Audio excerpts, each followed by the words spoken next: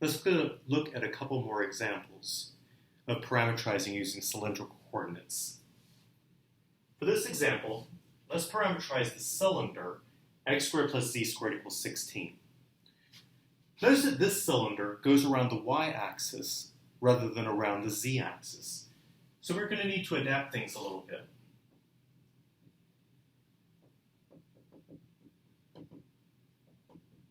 Here, to reflect the fact that my cylinder goes around the y-axis, I'm going to set x equal to r cosine theta, z equal to r sine theta, and y equal to y.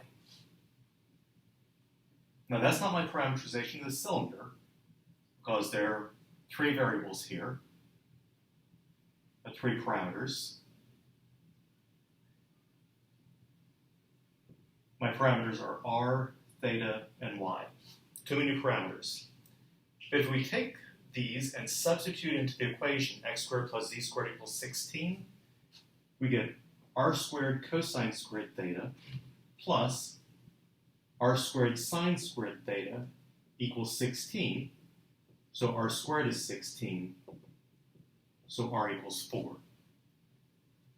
When we take that r equals 4, plug back in, we get x equals 4 cosine theta, y equals y, and z is 4 sine theta.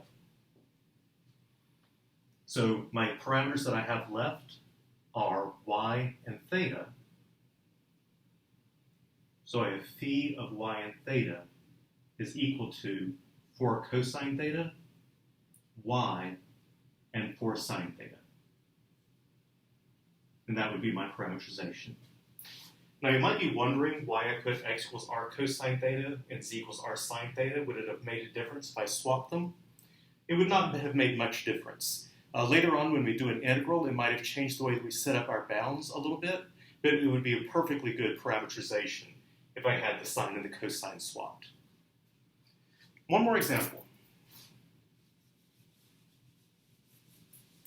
This time let's parameterize a cone. In particular, let's parameterize the cone x squared equals y squared over 9 plus z squared over 16. So a couple things about this cone. First of all, the cone is going to be centered along the x-axis. So here's x.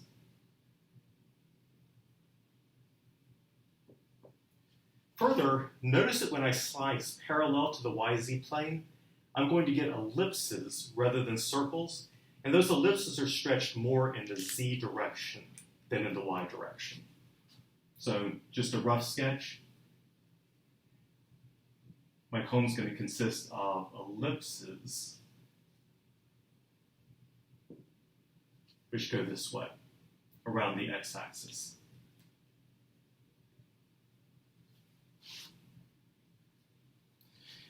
So let's see how we can adapt things.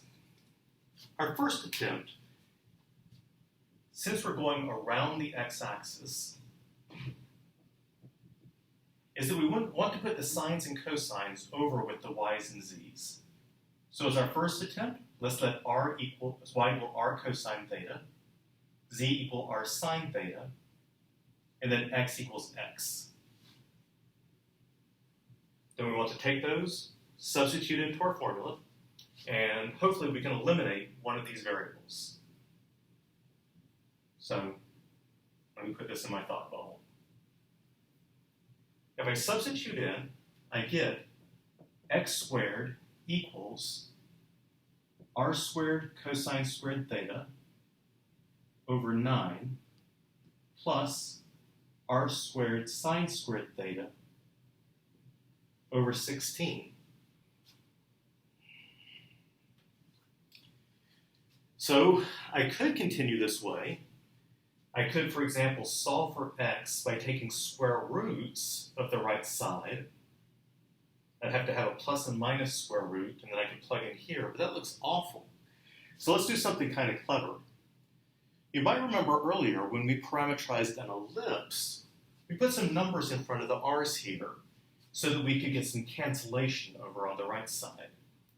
So let's see what happens if I put a 3r for the y and a 4r sine theta for z. Now when I substitute y in, 3r cosine theta all squared gives me 9r squared cosine squared theta, and the 9's cancel. And plugging in 4r sine theta for z, 4 squared is 16, and the 16's cancel. So that gives me x squared equals r squared cosine squared theta plus r squared sine squared theta, which is r squared. So we get x equals r. Much, much nicer. We can then take that x equals r and substitute it back over here to get x equals r, y equals 3r cosine theta, z equals 4r sine theta. And I now have my parameterization with the two variables, or the two parameters, r and theta. So phi of r and theta is r, 3r cosine theta, and 4r sine theta.